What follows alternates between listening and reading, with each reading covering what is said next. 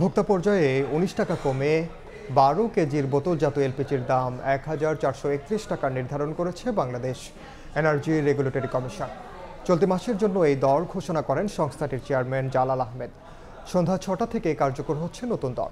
গত এপ্রিলে ১২ কেজির বোতলজাত এলপিজির দর ছিল ১,৪৫০ টাকা। অন্যদিকে চলতি মাসে অটো গ্যাসের দাম লিটারে ৮৪ পয়সা কমিয়ে ৬৫ টাকা ৫৭ পয়সা নির্ধারণ করা হয়েছে, যা গেল মাসও ছিল ৬৬ টাকা ৪১ পয়সা। ১২ কেজি সিলিন্ডারের মূল্য এপ্রিল মাসে ছিল ১৪৫০ টাকা। এটি এই মাসে অর্থাৎ মে মাসে হবে ১৪৩১ টাকা, অর্থাৎ প্রতি ১২ কেজিতে কমেছে ১৯ টাকা।